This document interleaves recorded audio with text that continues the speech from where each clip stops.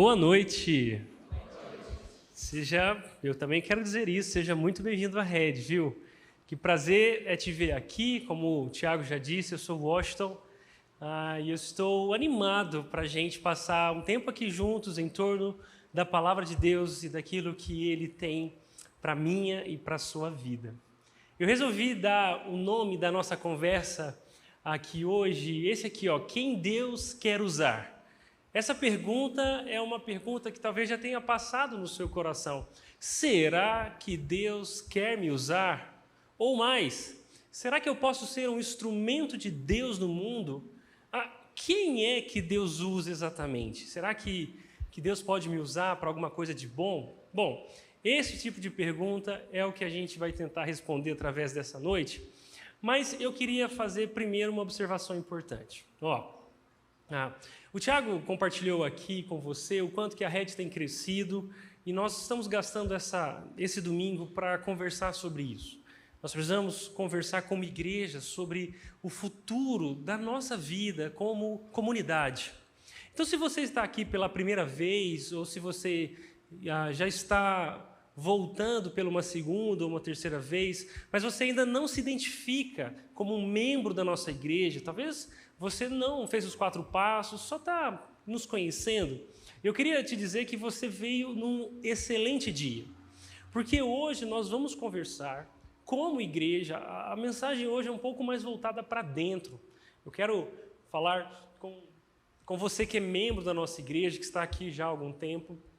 Esse é um excelente dia para você que está frequentando e nos conhecendo, porque hoje o nosso papo aqui vai ser sobre como nós vamos cuidar de pessoas como você que está chegando.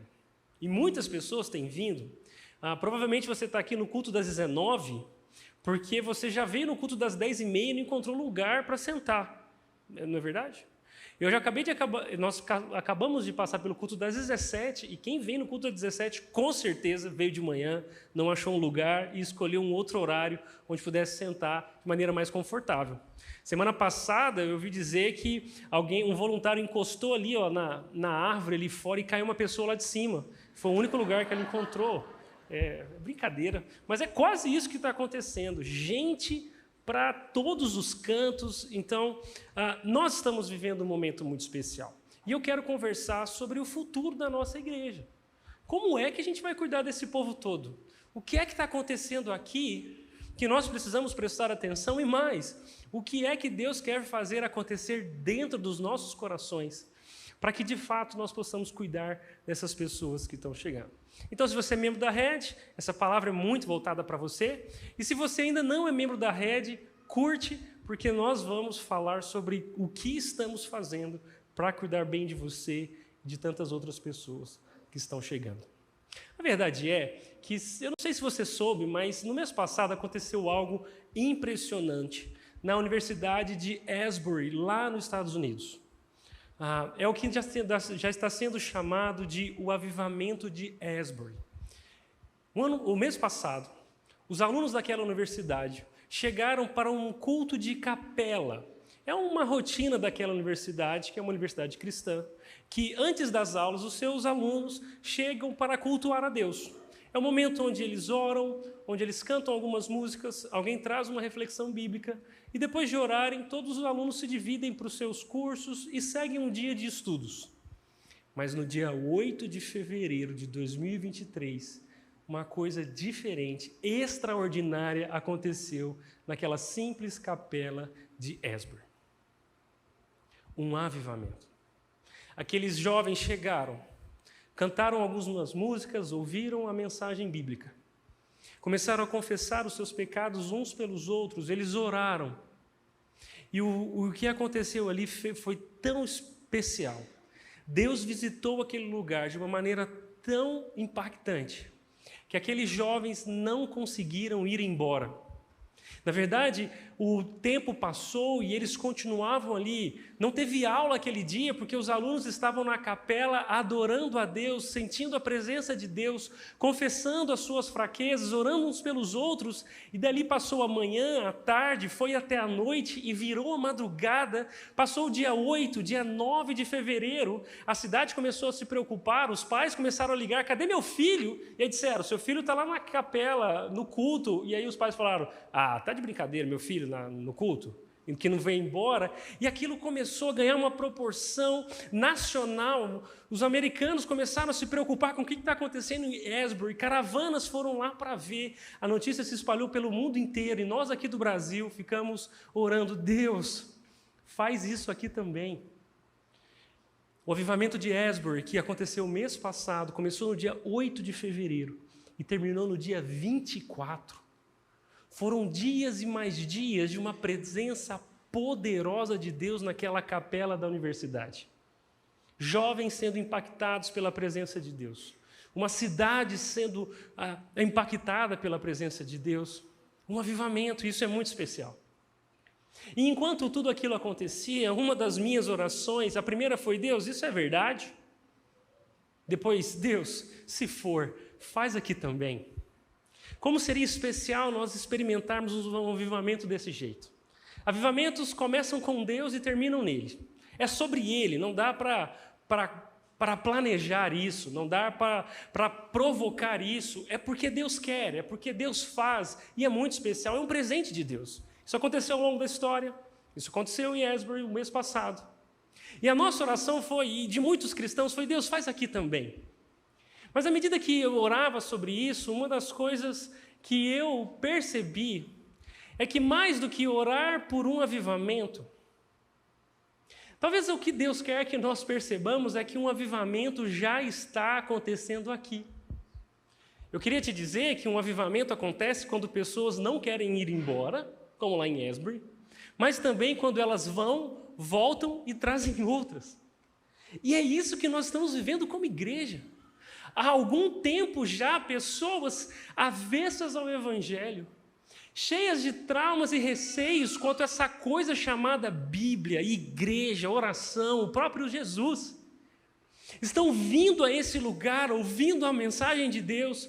Isso tem sido tão poderoso para a vida delas que elas vão embora, trazem a sua família, os seus amigos, e não para de chegar pessoas. O que nós estamos vivendo como igreja, com certeza, se caracteriza como um avivamento. É por isso que nós não cansamos de dizer que não são números, são pessoas sendo transformadas. E isso é muito especial. E nós precisamos reconhecer que se Deus está fazendo algo entre nós, nós precisamos reagir ao que Deus está fazendo, cuidando dessas pessoas que estão chegando. E é por isso que eu quero te mostrar hoje, começar a nossa conversa falando sobre alguns números da rede. Eu quero te mostrar os números que nos alegram, mas hoje você também vai conhecer alguns números que nos preocupam. Porque se um avivamento faz alguma coisa, além de impactar pessoas, é gerar um reboliço onde acontece. Não dá para controlar o que Deus faz. E por isso esse é mais ou menos alguns números da rede que eu quero te mostrar. Nós já estamos contando em torno de 3.000 pessoas todos os domingos aqui na nossa igreja. Esse auditório cabe em torno de 500 pessoas. Mas nós estamos recebendo 3.000 ao longo de todo o dia, e isso é assustador. Nós temos agradecido a Deus por isso, não só por isso, mas essas 3.000 pessoas que têm chegado no domingo já são, em média, 100 novos membros a cada mês. Os 4 passos, que são o nosso processo, é o lugar onde você vai conhecer a nossa igreja, vai saber o que nós cremos, vai poder ser parte do que nós fazemos aqui. E o que está acontecendo é que a cada mês, 100 pessoas se tornam membros da rede. Isso é maravilhoso. Isso só Deus pode fazer e nós estamos muito, muito alegres. Nós estamos hoje, nessa temporada de 2023, com 952 pessoas em pequenos grupos. Quando nós falamos que a rede não é só o domingo, mas a rede é tudo o que acontece ao longo da semana, é porque hoje nós já temos quase 1.000 pessoas, desde idosos até pré-adolescentes, reunidos, organizados em pequenos grupos, onde eles são cuidados, pastoreados, discipulados. Isso é muito especial. Isso também nos alegra. Nós somos, em média, 450 crianças a cada domingo aqui também. Nós temos uma igreja só de crianças funcionando naqueles prédios ali do lado. Semana passada, nós batemos o recorde com mais de 550 crianças. Tem escola pública em Indaiatuba que não tem tanto criança quanto o Red Kids. Algumas professoras vêm para cá e estão de boa, porque aqui o negócio é sério. 450 crianças no Kids. E mais, nós somos já 1.500 voluntários. Temos em torno de 1.500 voluntários servindo, divididos nos ministérios. Isso é muito especial. A cada domingo, em torno de 200 a 250 voluntários saem de casa prontos para servir aqui na igreja o domingo inteiro. Isso é um avivamento. Isso é muito especial. Esses números nos alegram, mas eu quero te mostrar também os números que nos preocupam.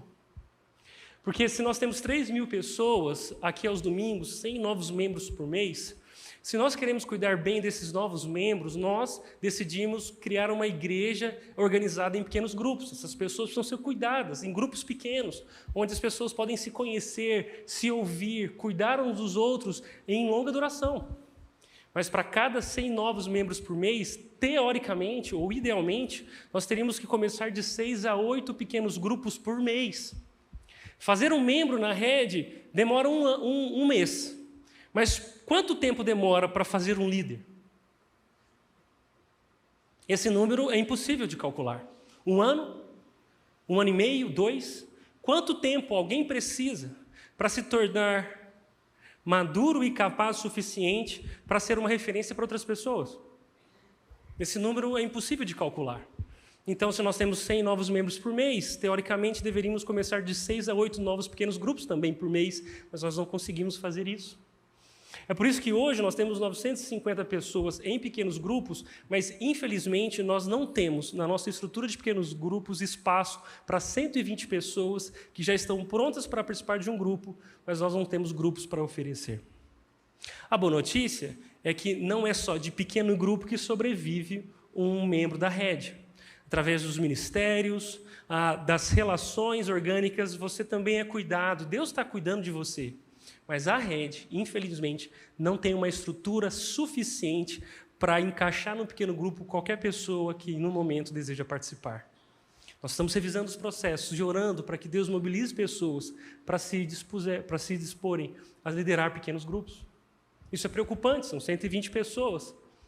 E mais, lá no Red Kids, nós temos um voluntário para cada 7 crianças. Nas nossas contas, o mais saudável seria 1 para cada 2 ou 3. Se você é pai, você entende essa conta, né? Eu tenho 2 em casa. E às vezes, eu e Laís temos 2, é 1 para cada um, né? No Red Kids nós temos 1 para 7, e isso torna o trabalho um pouco mais complexo e desgastante para os voluntários. O ideal é que nós tivéssemos 1 para cada 2 ou 3 crianças. E desses 1.500 voluntários, e nós louvamos a Deus por eles, a nossa conta é que mais ou menos nós temos metade de pessoas na rede que são membros, mas não são voluntários. Pessoas que se identificaram conosco, que são discípulos de Jesus, mas que por um motivo ou outro, legítimo ou não, decidiram não se engajar no serviço. É engraçado porque quando eu jogava futebol, eu aprendi com os meus treinadores que em um time de futebol, se 5 dos 10 estão jogando bem e 5 dos 10 não estão num bom dia, é impossível vencer o jogo. Porque 5 não conseguem carregar 10. Talvez 7 conseguem carregar 3. 8 até conseguem carregar 2 jogadores que não estão indo bem. Mas 5 jogadores, por mais bem que eles estivessem naquele jogo, eles não conseguem compensar o quão mal os outros 5 jogadores estão jogando. Esses são os números da rede. E eu quero compartilhar com você, que é membro da nossa igreja, a nossa realidade. Deus tem feito um avivamento entre nós. Mas isso também significa que para que a nossa igreja seja uma igreja saudável ao longo do tempo, nós precisamos nos reorganizar. É interessante porque quando nós olhamos para esse número, e se você se preocupa com a saúde de quem está chegando aqui, o nosso coração aperta, né?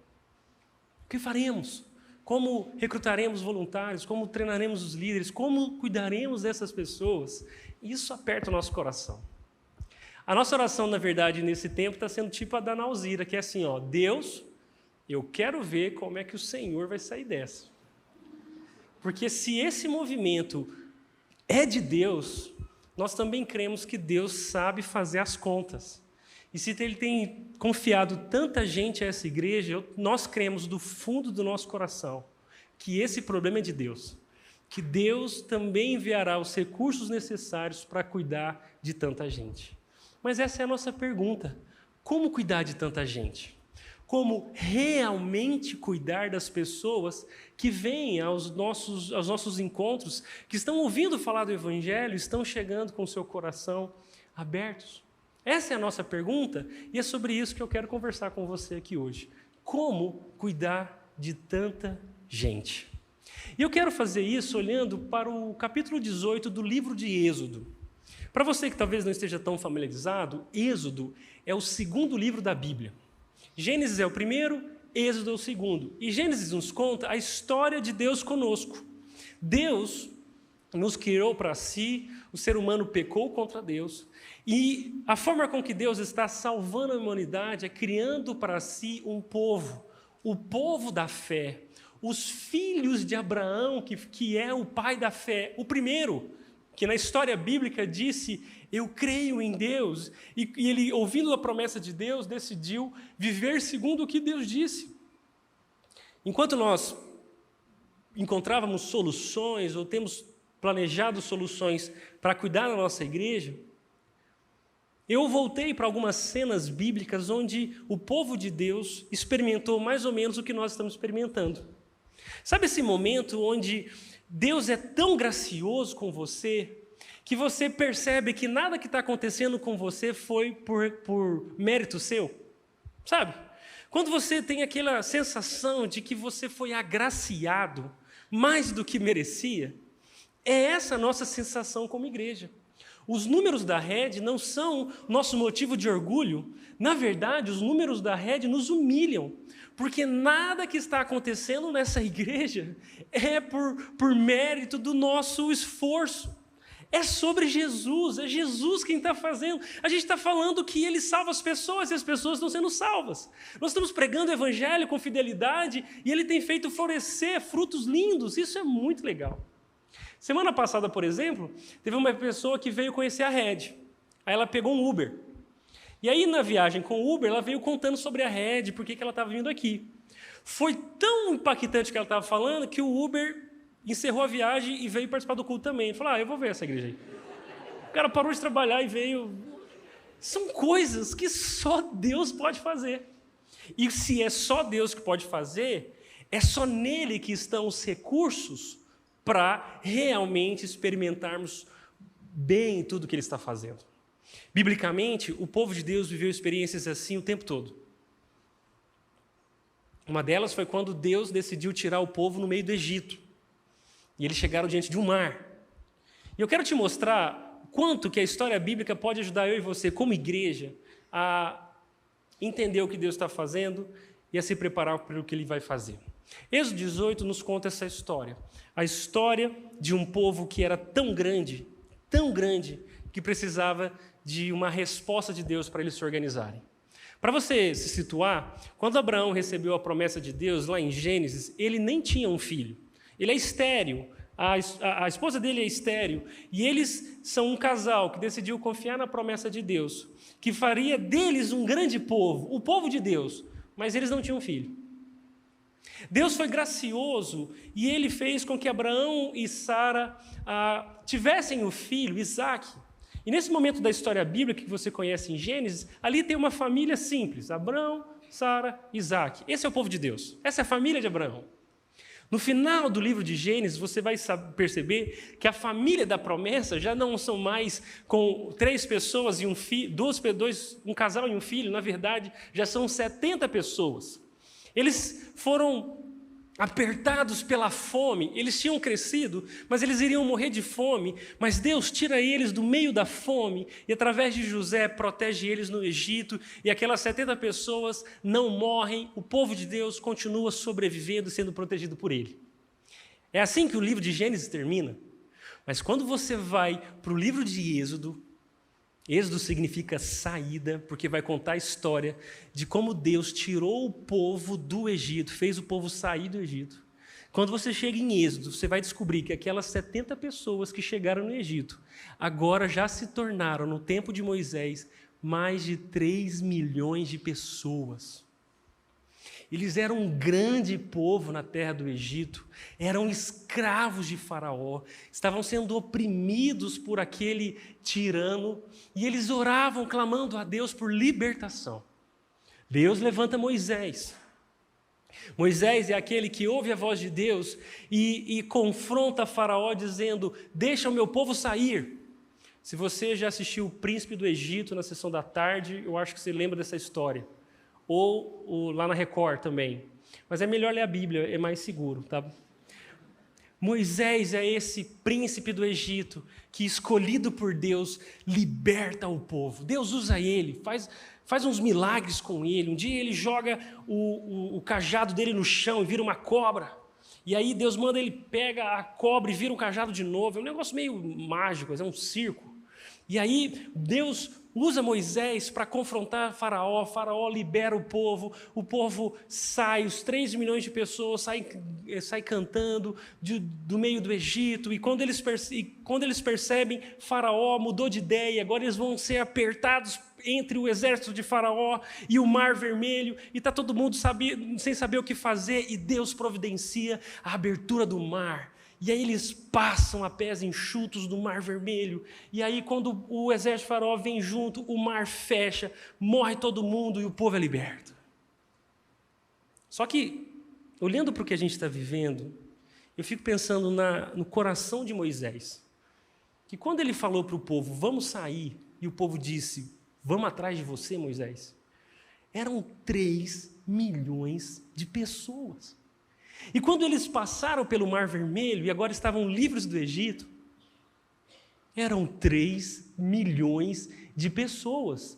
Não tinha sistema de gestão na nuvem, não tinha WhatsApp, não tinha megafone, não tinha nada. Só tinha ele, 3 milhões de pessoas e a promessa de Deus. É verdade que aquele povo também via como diz lá em Minas, né? Uma bitela de uma nuvem lá em cima, guiando o povo no meio do deserto. Mas imagina a comunicação desses 3 milhões de pessoas no meio do deserto árido. Moisés agora guia o povo no meio do deserto. E aquele povo traz os problemas para Moisés, e é aqui onde nós estamos. Êxodo capítulo 18 nos conta como era o dia de Moisés. Moisés tinha que resolver os problemas de 3 milhões de pessoas. Ele estava sobrecarregado, e a história nos conta que Jetro, o seu sogro, e também sacerdote de Midian, soube de tudo que Deus havia feito por Moisés e seu povo, os israelitas, e de como o Senhor os havia tirado do Egito. Ele ouviu falar, e ele foi lá ver com os próprios olhos o que Deus está fazendo em favor do seu povo. Mas quando Jetro chegou lá, ele viu que Moisés se sentava para resolver os problemas que surgiam entre os israelitas. Eles abraçaram, dormiram, e no outro dia Moisés acordou para trabalhar. E aí no dia seguinte Moisés sentou para resolver os problemas que surgiram entre os israelitas. O povo esperou diante dele em pé, desde a manhã até a tarde. Quando o sogro de Moisés viu tudo o que ele estava fazendo pelo povo, perguntou: o que você está fazendo, Moisés, com esse povo? Por que você se senta sozinho para julgar e os obriga a ficarem de pé diante de você o dia inteiro? Você entendeu onde é que está Moisés aqui? A bucha de Moisés? 3 milhões de pessoas na porta da casa de Moisés, da tenda, na verdade, na porta da tenda de Moisés, esperando Moisés sair para resolver os problemas delas. Imagina Moisés de manhã, cedinho. Ele acorda, olha a janela, a fila já está se formando, se é que tinha fila, e ele toma seu café, faz o devocional dele, né, talvez um ovo mexido, porque ele está querendo emagrecer, respira fundo, e aí quando Moisés vai abrir a porta da tenda, eu fico imaginando essa cena, ele é tipo assim, ó, Moisés, ele fecha, opa, ele abre de novo, Moisés, opa, eu não sei se você sairia, mas eu não.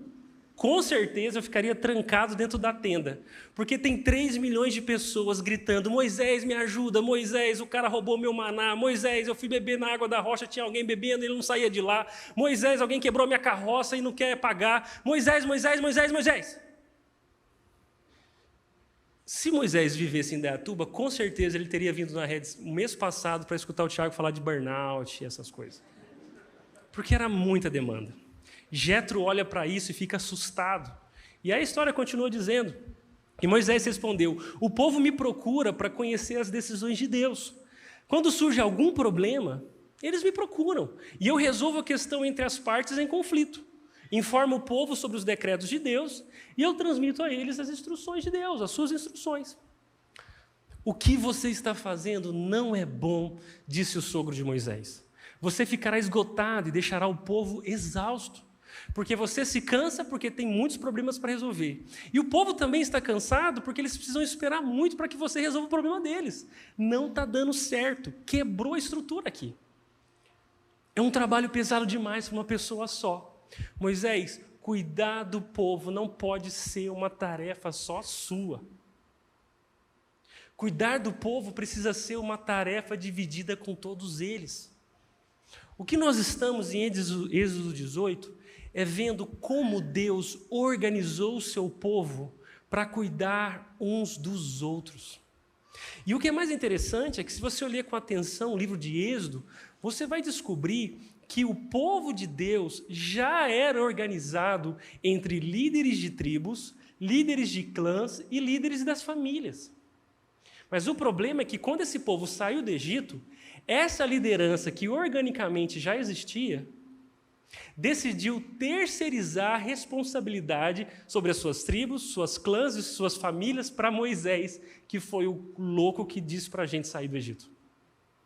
E é por isso que essas pessoas que estavam por Deus posicionadas para cuidar do povo, abdicaram da sua responsabilidade, terceirizando ela para Moisés.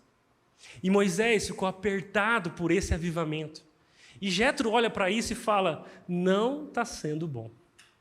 A boa notícia é que nós não vamos tão longe, mas Moisés ouviu o conselho de Jetro. Talvez, se fosse a sogra de Moisés, Moisés não teria ouvido o conselho. Mas Deus é sábio em todos os seus caminhos e manda o sogro, né? Eu amo a minha sogra e ouço os conselhos dela também. Obrigado, minha sogra. Você é uma segunda mãe para mim. O texto continua dizendo: agora, é Jetro falando, ouça-me e escute o meu conselho e Deus esteja com você.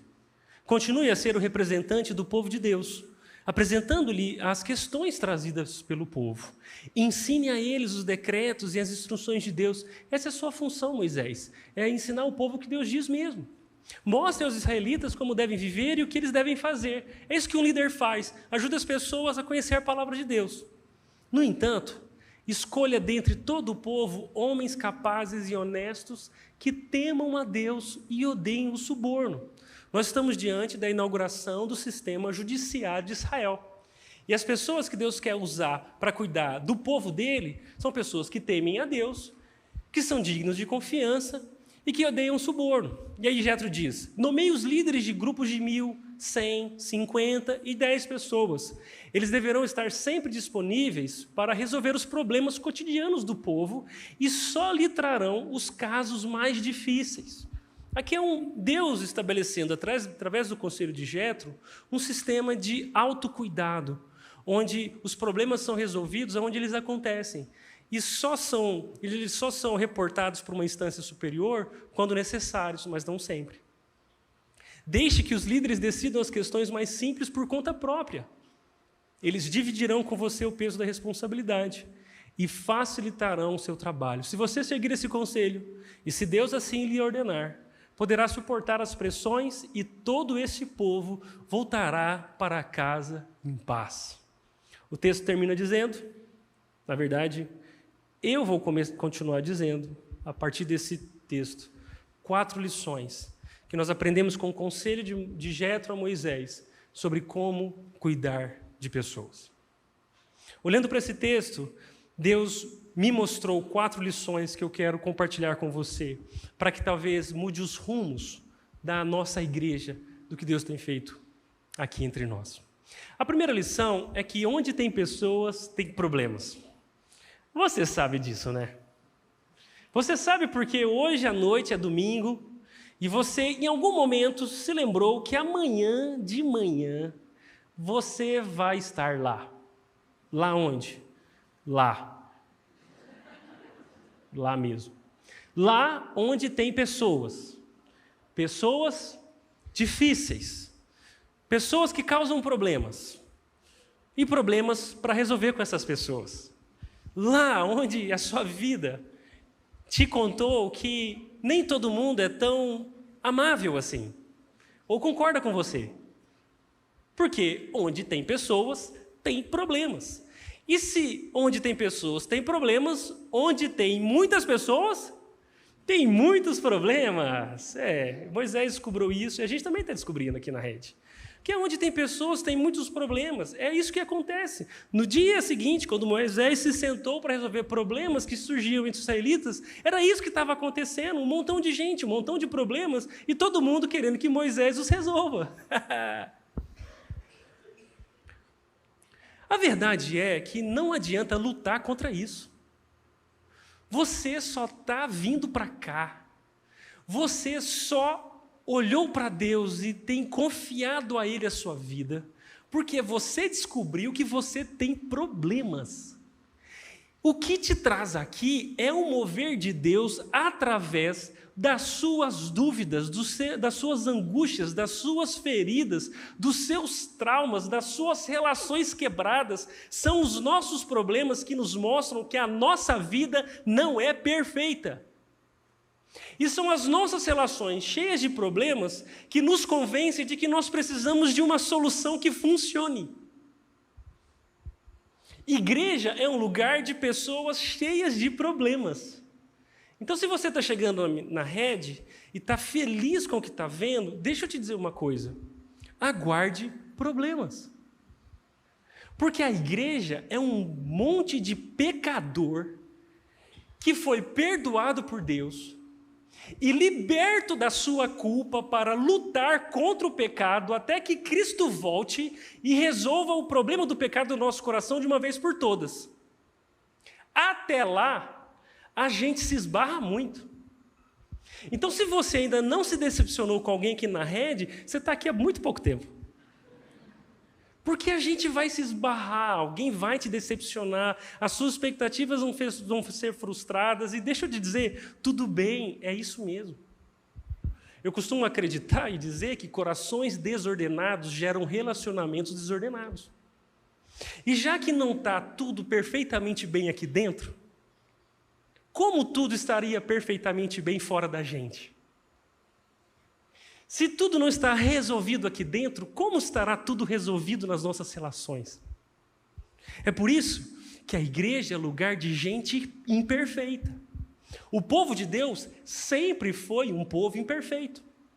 Porque quem é perfeito entre nós é quem nos fez o seu povo, o próprio Deus. É em torno da perfeição que Deus é e a perfeição que Cristo é, que nós estamos nos relacionando, servindo uns aos outros, aprendendo uns com os outros e sendo moldados por aquele que é perfeito entre nós, Jesus. Então, se a gente pode aprender uma coisa com Moisés, Jetro e aquela multidão de problemas, é que onde tem pessoas tem problemas, onde tem muitas pessoas tem muitos problemas, e tudo bem, Jesus é a única solução para todos os nossos problemas. Isso nos ajuda a colocar o nosso coração no lugar certo e a não gerar expectativas erradas sobre essa comunidade. Se eu, de alguma forma, te decepcionei, se errei com você, por favor, me diga. Me perdoe, mas me fala, para que a gente se acerte.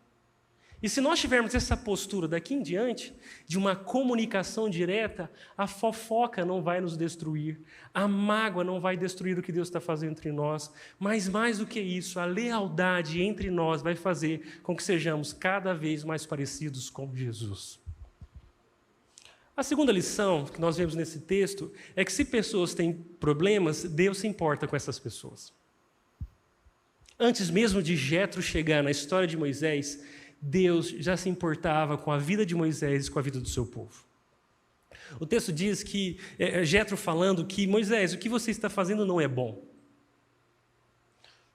Você e seu povo ficarão esgotados. E essa é uma boa notícia para nós. Primeiro, saber que nós temos problemas e esses problemas, eles exalam, eles saem de dentro de nós e causam problemas fora de nós. Mas independente dos nossos problemas, das nossas dores e falhas, Deus se importa conosco.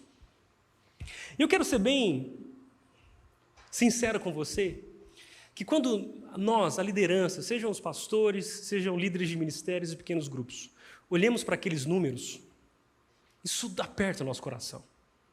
Se você que se importa com a nossa igreja, com a saúde dela, com a reputação dela, com a vida das pessoas que aqui dentro, quando você vê as coisas fora do lugar, isso aperta o seu coração, não aperta? Mas a única coisa que nos faz descansar no meio de um tempo de tanto aperto é que Deus se importa conosco. É que mais do que eu me importo com aquele casal que eu não consegui aconselhar semana passada, Deus se importa com aquele casal.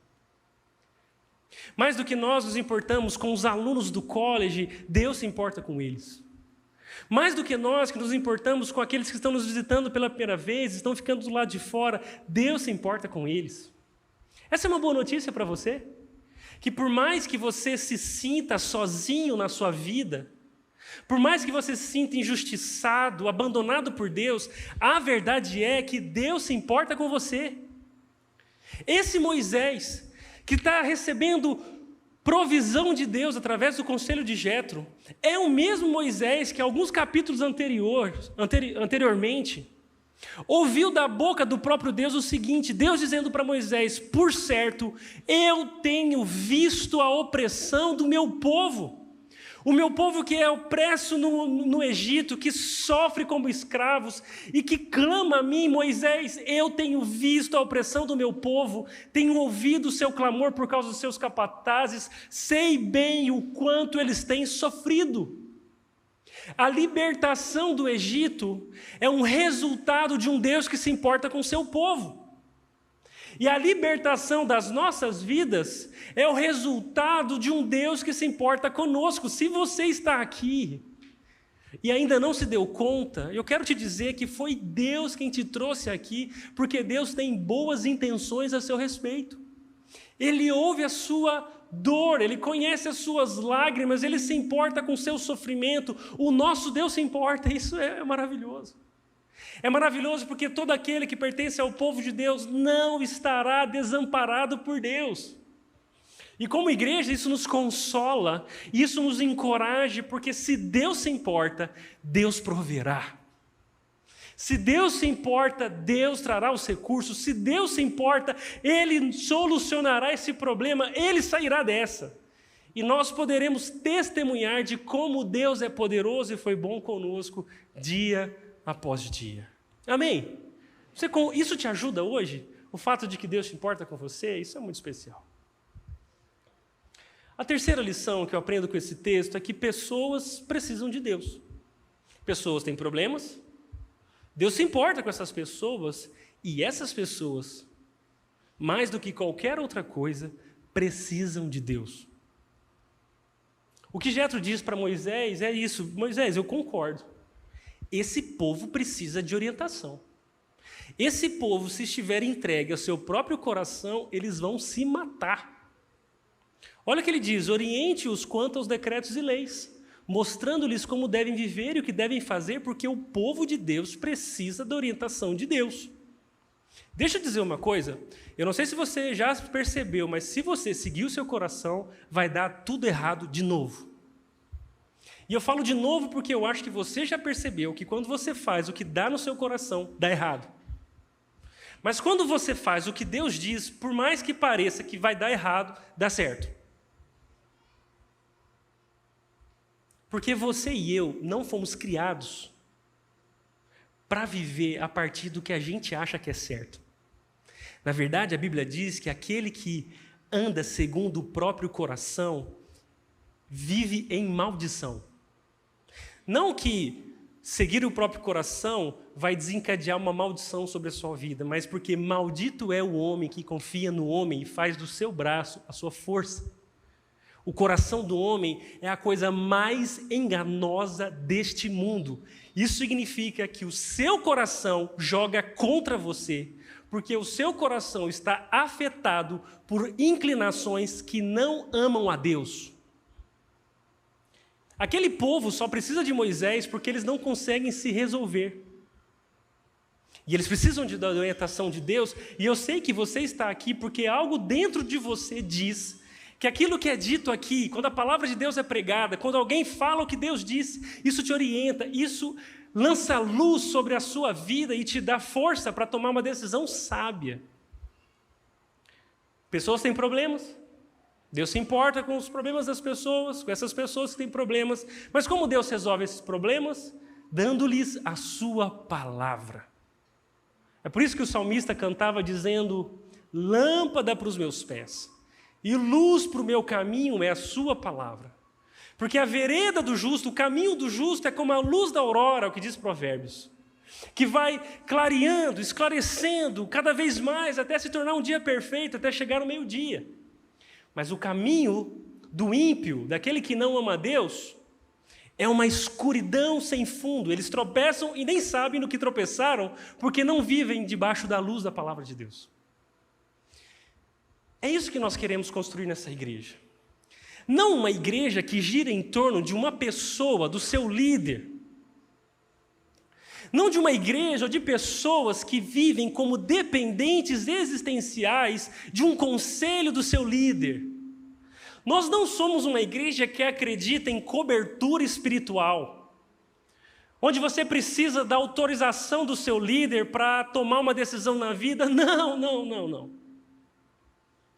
Talvez essa é uma cultura da terceirização da responsabilidade, como ia o povo de Israel cultivando. Nós não somos uma igreja onde o pastor ou os pastores são os donos da sua vida e você precisa girar em torno deles. Porque para todo povo que acredita que existe uma classe espiritual responsável pelas questões espirituais, todo povo que ainda acredita que existem sacerdotes por meio dos quais Deus fala no mundo, para todo povo que vive assim, esse povo sempre viverá terceirizando a responsabilidade do cuidado horizontal para aqueles que são espiritualmente designados para isso. Esse não é o povo de Deus. O povo de Deus, que encontrou Jesus como seu sumo sacerdote, é aquele povo que foi liberto para cuidar uns dos outros. E a figura pastoral não é de um sacerdote como se ele fosse o único meio pelo qual Deus fala no mundo, mas a figura pastoral é a figura de um servo que está no meio dos outros, cuidando uns dos outros. Eu vejo isso quando pessoas nos chamam, os pastores mesmo, e dizem assim: pastor, está acontecendo uma coisa aqui, uma pessoa da minha família está precisando de um conselho, de uma visita, de uma oração. O senhor pode vir aqui para orar por ela? Para visitá-la? E sinceramente, eu olho para essa situação e falo assim: como que ela chama mesmo? E a pessoa fala o nome e fala assim: e a minha postura, a nossa postura como pastores, mais do que assumir sobre nós a responsabilidade de resolver todos os problemas, tem sido ajudar as pessoas que Deus colocou estrategicamente no mundo, nas ruas, nas famílias, em todos os lugares, a entender o lugar delas lá. Porque, afinal de contas, não tem nada contra eu ir lá visitar, orar por aquele parente daquele membro da rede. Me chama, eu vou. Mas a pergunta é: será que o papel dessa pessoa que conhece a Jesus e já está estrategicamente encaixado naquela história não é justamente florescer o evangelho lá? Ao invés de acreditar que a oração do pastor é mais poderosa do que a dele?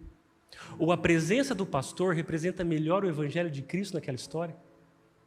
Vocês percebem que quando nós ainda vivemos nesse paradigma do sacerdote, nós tanto responsabilizamos os pastores para cuidar das pessoas, quanto nos esquivamos do privilégio que Deus nos deu de ser instrumento deles lá.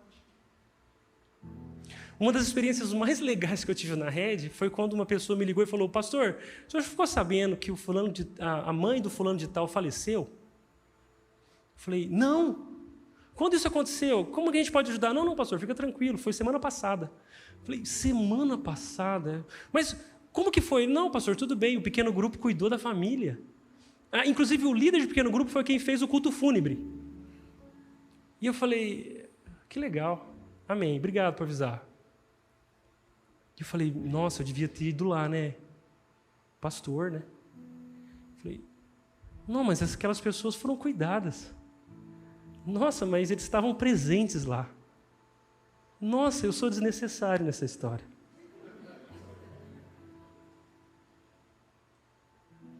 O conselho de Jetro é para que Moisés se torne desnecessário e só seja útil onde realmente ele é necessário.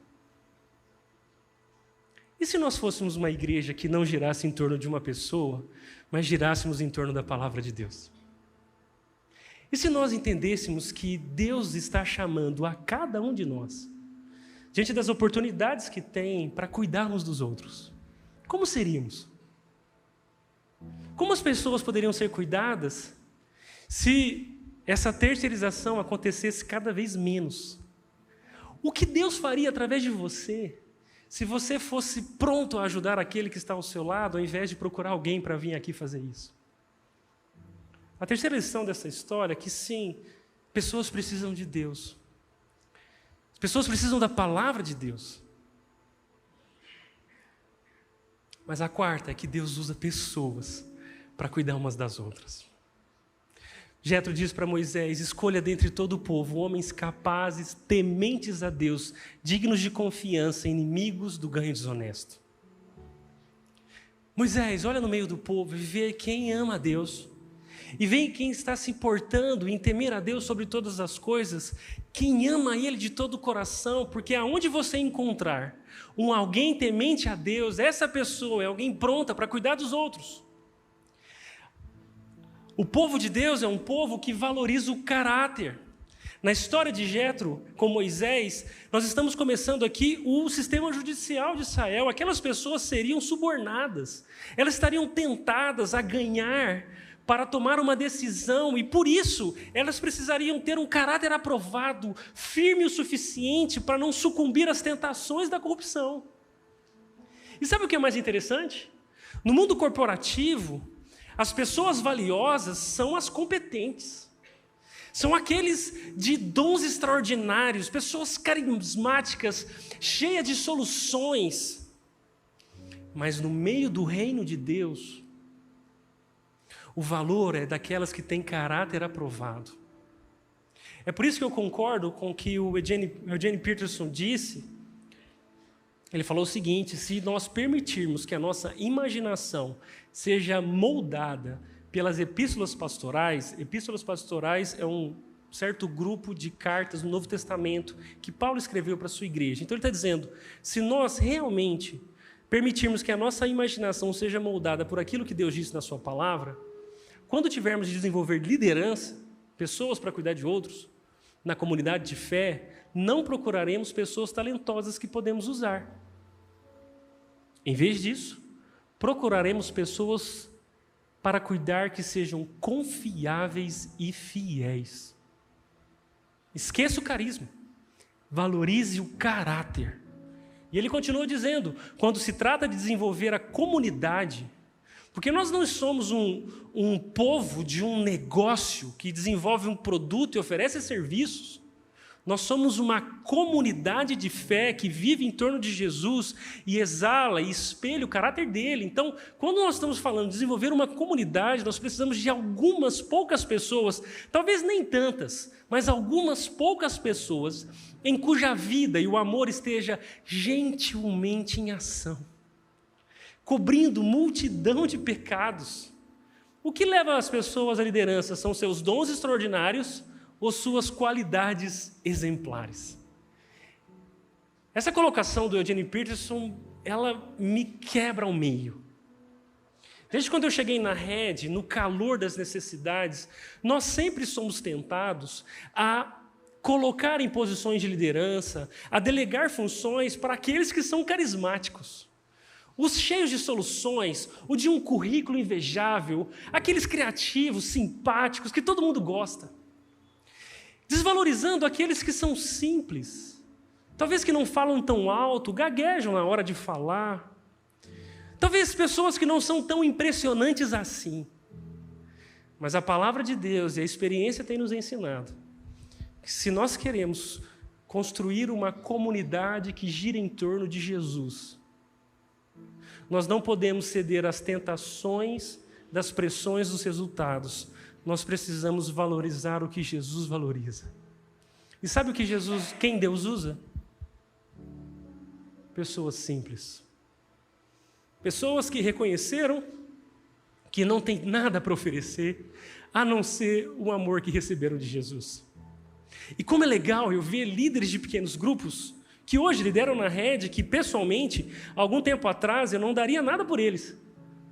Pessoas simples, nada impressionantes, mas que o amor está transbordando tanto, que de maneira gentil ele está sendo colocado em ação nas relações.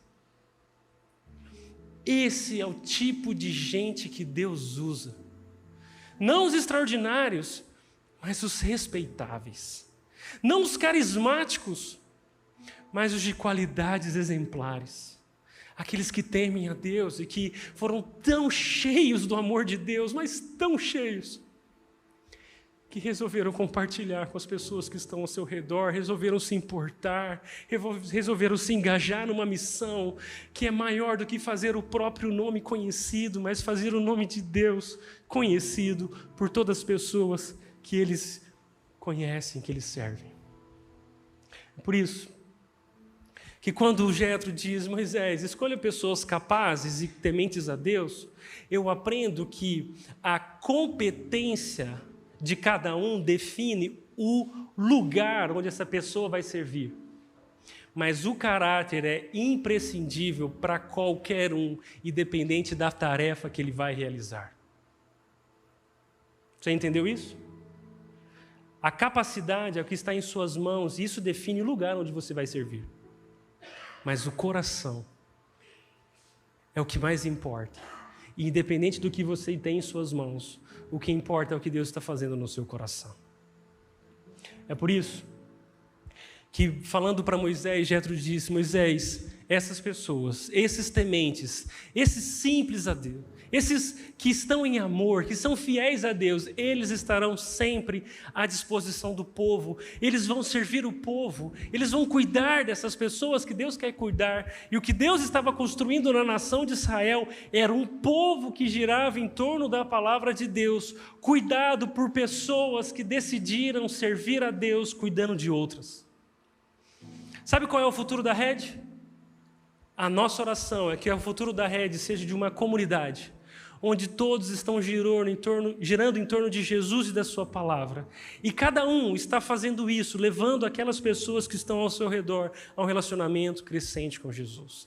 Não uma igreja em torno de um templo, não uma igreja em torno de uma pessoa, do pastor ou de uma ideia de igreja, mas uma igreja, uma comunidade de gente que ama Jesus, mas ama tanto a Jesus, que resolveu viver para levar outras pessoas a também amá-lo, que recebeu essa grande boa notícia de que Deus nos ama, que saiu pelas ruas de Indaiatuba e do Brasil inteiro gritando que Jesus nos ama, Ele é o nosso Salvador, Ele quer transformar as nossas vidas. Essa é uma comunidade saudável. É assim que Deus faz florescer a sua vida em nós. E essa é a nossa oração, que a rede seja essa igreja. A perspectiva de resultado que Jetro traz para Moisés é que se você assim fizer e assim Deus lhe ordenar, você será capaz de suportar as dificuldades e todo esse povo, que hoje está esgotado, cansado, se sentindo só, voltará para casa satisfeito. E a ideia aqui de satisfação é que voltará para casa sendo cuidado. Que voltará para casa dizendo, uau, que Deus. Que voltará para casa dizendo, Deus é tudo que nós temos e Ele cuidou de nós. Essa é a nossa oração.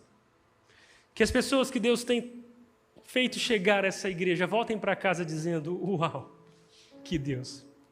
E não só voltem para casa assim, mas também voltem para casa dizendo aos seus filhos: uau, que Deus! A sua esposa, vamos se reconciliar? Uau, que Deus! Para as pessoas difíceis do seu trabalho, peraí, vamos tentar resolucionar esses problemas. Uau, que Deus! Eu conheci um Deus que nos ajuda. Essa é a nossa oração. Eu quero te dizer que Deus transforma pessoas que vivem para cuidar de outras pessoas. Talvez você está aqui e parece que isso tudo que a gente está falando não está acontecendo com você. Será que é porque você acabou acreditando que a sua vida é tão importante que ela se tornou mais importante do que a vida das pessoas que estão ao seu redor? Porque no dia em que você conhecer Jesus, você vai conhecer um Deus que se fez servo para nos servir e nos salvar da ilusão de acreditarmos que a vida é sobre nós. Não, a vida é sobre Jesus, que nos serviu e nos fez seus servos para servirmos uns aos outros. E é por isso que Deus transforma pessoas que vivem para cuidar de outras, porque é exatamente isso que Ele está fazendo com a gente, Ele está nos tornando parecidos com Ele. Ele é o servo sofredor, que serve as pessoas, que derrama sobre elas o seu amor para transformá-las, e aquele que conhece a Jesus vive desse jeito, para servir outras pessoas. Talvez você está olhando para isso e dizendo: Washington, que legal, mas eu não tenho nada para oferecer, como eu posso ajudar, como eu posso me envolver? Se você conhecesse a minha história, você não me chamaria para fazer isso. Deixa eu dizer uma coisa, não é sobre você, nunca foi, nem vai ser. É sobre Jesus e o que Ele faz em pessoas como eu e você, que não temos nada para oferecer, porque se você tem Jesus, você tem tudo, e você pode reparti-lo. Agora, se você não tem Jesus, você precisa conhecê-lo, porque Ele é tudo o que nós temos. Eu quero te desafiar a entender que uma igreja que alcance a cidade, ela nunca vai caber no auditório. Igrejas que alcançam cidades só cabem nas casas e nos corações daqueles que vivem em missão. Deixa eu dizer uma coisa, há alguns anos atrás, nós reformamos essa cantina para ser um auditório. E quando fizemos isso, coube todo mundo. E a gente estava feliz. Só que o tempo foi passando, e as pessoas foram chamando outras, e agora esse auditório só cabe o Kids. Nós estamos construindo um novo auditório para caber mais pessoas, mas quando aquelas pessoas chegarem lá, imagina, o povo está subindo em cima da árvore para participar do culto. Quando eles chegarem lá e sentar na cadeira do que o Tiago mostrou aqui, toda confortável, aí que eles vão voltar mesmo. Se nós queremos alcançar uma cidade, deixa eu já te dizer, a cidade não cabe no auditório. Nós vamos ter que construir 1, e 2, e 3, e a cidade não cabe nos auditórios. O único lugar onde a cidade cabe é dentro das nossas casas e do nosso coração. Então, se você realmente está pronto para ser um instrumento de Deus, para alcançar a cidade de Indaiatuba com o Evangelho, abra a sua casa e abra o seu coração, porque Deus está fazendo algo especial aqui, e isso pode passar através de você. É por isso que o que nós estamos construindo ali atrás é simbólico. Essa nova estrutura, esse novo ambiente, é um chamado de Deus para uma nova disposição no nosso coração, para um novo engajamento nas nossas mãos. Nós precisamos de uma nova estrutura orgânica que cuide dessas pessoas mais do que pedras ou tijolos. Nós precisamos de pessoas dispostas a amar outras. Porque cidades não cabem em auditórios, cidades só cabem em casas e em corações de pessoas que decidiram viver em missão. E eu quero te dizer que nós temos espaço para todo mundo. Se você não é um voluntário na nossa igreja, você já é um membro e não é um voluntário, venha servir. Se você está aqui e não é membro ainda, faça os 4 passos, faça parte do que Deus está fazendo, não fique de fora. Nós temos demandas diferentes e diversas, você pode ajudar em algo, faça os 4 passos, seja um voluntário aqui na Rede. Muitas pessoas acreditam que servir lá no Ministério Infantil, no Red Kids, é cuidar diretamente de crianças. Talvez você tenha pavor delas. Mas fique tranquilo, porque você talvez nem vai precisar estar dentro de uma sala. Nós precisamos de professores, mas nós precisamos de gente para cuidar da segurança, para montagem e desmontagem de todas as coisas, da logística para fazer o Red Kids acontecer, pessoas para cuidar da gestão, pessoas para cuidar dos próprios voluntários que estão servindo lá dentro. Nós temos lugar para todo mundo, cabe você lá também. Seja um voluntário no Red Kids, nós precisamos de ajuda. E mais, se você for voluntário, você vai ganhar uma massagem grátis, tá bom? Então, talvez você já tenha ouvido... Se você não conhece o Roberto, é que você ainda não é voluntário. Porque o Roberto é um cara que disse, o que é que eu tenho em minhas mãos para servir a Deus? E Deus disse, você é um massoterapeuta. Que tal cuidar dos voluntários que servem aos domingos? E é isso que o Roberto faz. Os voluntários estão servindo durante todo o dia. E uma vez por mês, o Roberto traz aqui a sua maca mágica. E ele resolve todos os problemas das costas dos voluntários. Ele cuida deles. Eu tenho uma coisa com o Roberto que eu acho que ele, quando vai fazer massagem em mim, ele pega um pedaço de pau. E acho que desconta a raiva, não sei. Mas o Roberto é alguém que olhou para suas mãos e entregou o que tinha para Deus usar. E Deus tem abençoado ele de maneira profunda. E abençoado a gente também através da vida dele. Se você quer se capacitar, conhecer mais a palavra de Deus, encontrar ferramentas para servir melhor, o Red College existe para isso, as inscrições estão abertas. Depois de amanhã, terça-feira, nós vamos começar o curso Estude Sua Bíblia. Dá tempo de você chegar e aprender a ler a Bíblia de verdade. Nós temos cursos de liderança. Eu estou lançando, inclusive hoje, um curso que chama Facilitador do Repense. Para a gente cuidar dessas pessoas que estão chegando aqui na rede, o primeiro pequeno grupo se chama Repense. Então, se você está na rede, já fez o Repense e gostaria de ser habilitado para facilitar um grupo de Repense, se inscreve, porque o mês que vem a gente vai capacitar pessoas para, em algum dia no ano, algum período no ano, cuidar das pessoas que estão chegando. Facilitador do Repense. Nós estamos construindo um novo espaço para cuidar melhor dessas pessoas, e isso não tem a ver só com tijolo, isso tem a ver com mãos e corações dispostos. Ao final do culto, eu quero que você pense, qual é o seu papel no que Deus está fazendo? Onde é que você se encaixa nessa grande história de um povo pequeno, de um Deus grande? Qual é o seu papel no que Deus está fazendo? Que a minha e a sua oração seja, Deus, por favor, não me deixe de fora do que o Senhor está fazendo. Eu poderia contar para vocês várias histórias de pessoas que não tinham nada para oferecer, a não ser a sua disposição e a sua fidelidade a Deus. E Deus usou essas pessoas poderosamente. Talvez você conheça a Maristela. Foi a primeira pessoa batizada na nossa igreja. Maristela sempre veio longe de igreja. Um dia, na cozinha da sua casa, ela ouviu falar de Jesus e entregou seu coração para Ele. Ela resolveu se importar com as pessoas aqui, a cuidar delas. O primeiro ministério que ela serviu é a Conexão, e ela está lá até hoje. Mas hoje, a Maristela se tornou uma grande líder daqui na nossa igreja. Ela foi até contratada para que, em tempo integral, ela cuide dos voluntários e do Conexão, para que você seja bem atendido quando chegar aqui.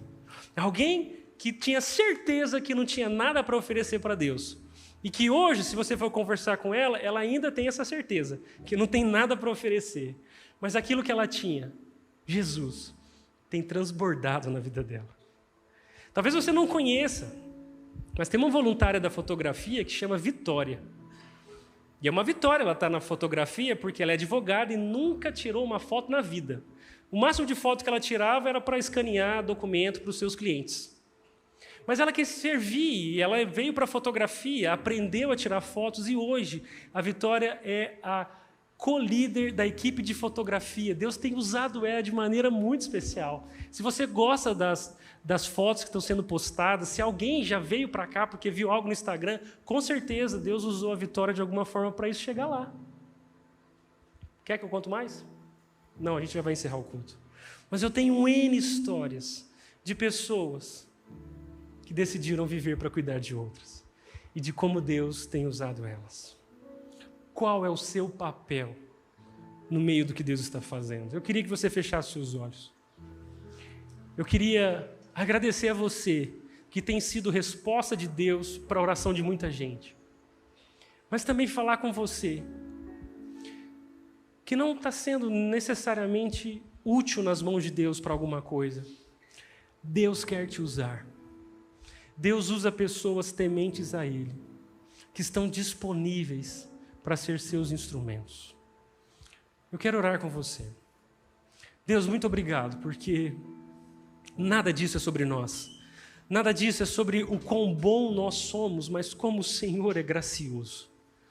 Por isso, Deus, obrigado, porque mais e mais pessoas têm chegado, têm sido impactadas pela sua palavra, e a nossa oração é: Deus, capacita o seu povo, move o coração do seu povo para que nós cuidemos uns dos outros e sejamos uma igreja fiel, uma igreja bíblica, uma igreja onde o amor de Jesus transborda no coração de cada membro. Faz isso em nós. Faz isso em nós hoje, faz isso em nós amanhã, faz para sempre aqui os frutos da Tua palavra brotarem em nossos corações. Encoraja aqueles que estão cansados, revigora os que têm medo, Senhor, para que nós sejamos um povo que vive para a Sua glória. Essa é a nossa oração, em nome de Jesus. Amém.